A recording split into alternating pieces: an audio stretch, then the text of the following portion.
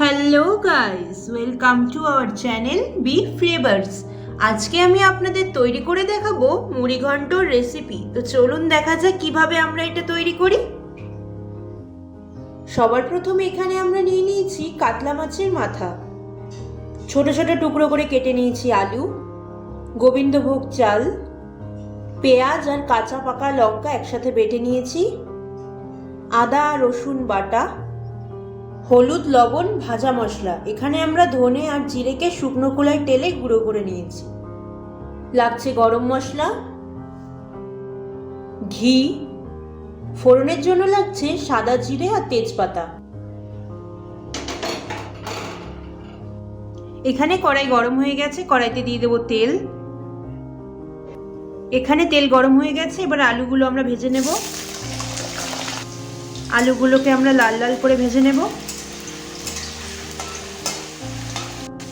এখানে আমাদের আলু ভাজা হয়ে গেছে, এগুলোকে আমরা তুলে নেব। এবার একে একে মাছের মাথাগুলো ভেজে নেব। দিয়ে দেব সামান্য লবণ, সামান্য হলুদ গুঁড়ো। ভালোভাবে হলুদ লবণের সাথে মাছের মাথাটাকে মিশিয়ে দেব। এখানে আমাদের মাছের মাথাগুলো ভাজা হয়ে গেছে, এগুলোকে একে একে তুলে নেব। দিয়ে দেব তেজপাতা, সাদা জিরে, আদা রসুন বাটা, পেঁয়াজ কাঁচা লঙ্কা বাটা, সামান্য একটু মশলার বাটি ধোয়া জল, দিয়ে দেব হলুদ লবণ আর ভাজা মশলা। সব কিছুকে খুব ভালোভাবে মিশিয়ে নেব।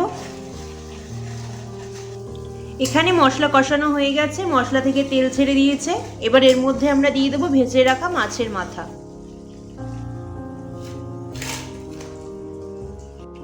সবকিছুকে আবারও খুব ভালোভাবে মিশিয়ে নেব।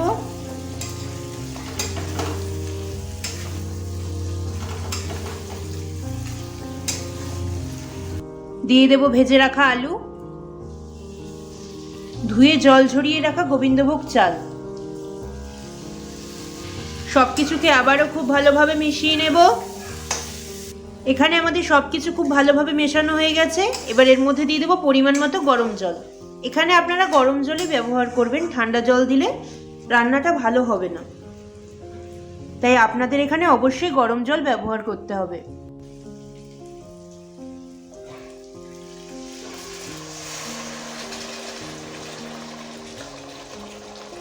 সবকিছুকে আবারও খুব ভালোভাবে মিশিয়ে নেব।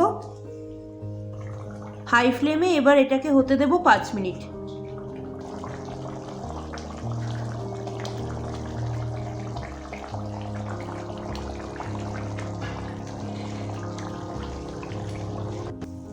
এখানে আমাদের রান্না হয়ে গেছে, জল পুরোটা শুকিয়ে গেছে, চালটাও সেদ্ধ হয়ে গেছে। এবার আমরা গ্যাসটা অফ করে দেব। এবার এর মধ্যে দিয়ে দেবো গরম মশলা আর ঘি। সবকিছুকে আবারও খুব ভালোভাবে মিশিয়ে নেব।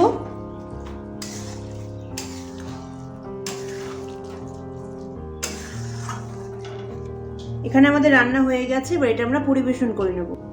ব্যাস তৈরি হয়ে গেল আমাদের আজকের রেসিপি মুড়ি ঘন্ট।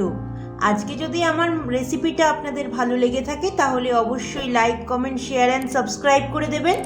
তো আজকের মতো ভিডিওটা এখানেই শেষ করছি। দেখা হবে আগামীকাল নতুন পর্বে নতুন আরেকটা রেসিপি নিয়ে।